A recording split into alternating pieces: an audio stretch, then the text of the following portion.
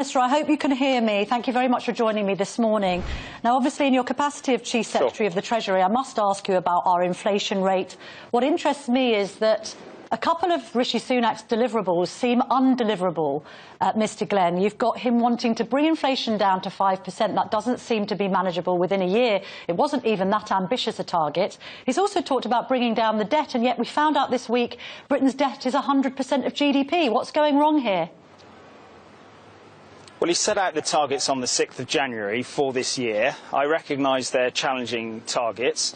He said at the start, although not everyone believed him, that they wouldn't be easy to fulfil.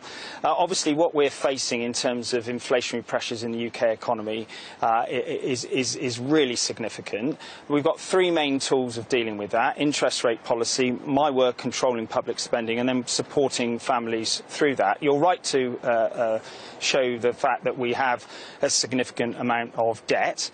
You know, we shut down the economy 3 years ago, essentially, borrowed a lot of money with a furlough and other support schemes, came out of that with a period of high inflation consequential of the war, and we have higher interest payments as a government due to interest rates going up.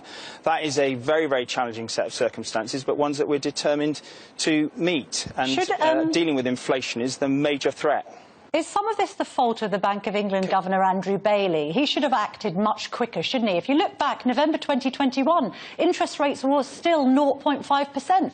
Over in America, they've managed their inflation rate better because they put interest rates up sooner. Well, the Prime Minister himself was one of the very earliest people in this country to talk about the inflationary pressures when he was Chancellor, when I was working with him as Economic Secretary. As you know, the Bank of England is independent of government. We work closely with them, but they make those decisions. Have they made the wrong decision? Increased our rates by 0.5% last week. I'm not here to commentate. I'm here to work closely with the Bank of England. People don't want us to be squabbling amongst ourselves. What we should be doing is having a committed and united plan to deal with high inflation in our economy. That is what we're doing in government, and that is what the Governor of the Bank of England is doing with the interest rate decisions. One of the panellists on our People's panel has made the point that he doesn't think that government ministers are in touch with the public. The question was from him, do you know how bad it is out there? Are you aware of the risk to people losing their homes? We've got 1.3 million people who they're coming off their fixed rate mortgages very soon. Much is made of household debt, but actually what about businesses? What about businesses that are struggling to pay the bills? Conservatives have put up corporation tax literally on no profits because nobody seems to be making any money. So surely you're worried about businesses folding as well as people struggling to pay their mortgages. Well, we're worried about all aspects of delivering government policy as effectively as possible. I mean, what I can say to you, of course I'm aware of how difficult this is.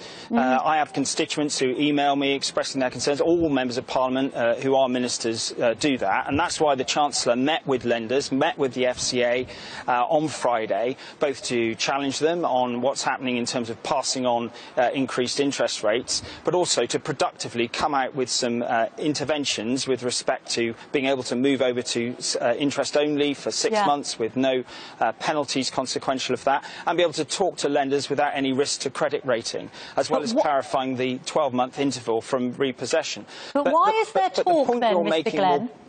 Why is there talk then that it might be favourable for us to enter recession in order to bring this inflation rate down?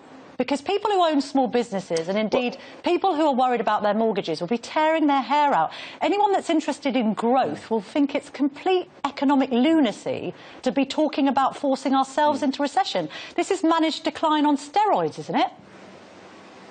Well, I'm not talking about a recession. What I'm talking about is halving inflation, the Prime Minister's top priority. That's what the Chancellor, the Prime Minister and myself are completely committed to achieving.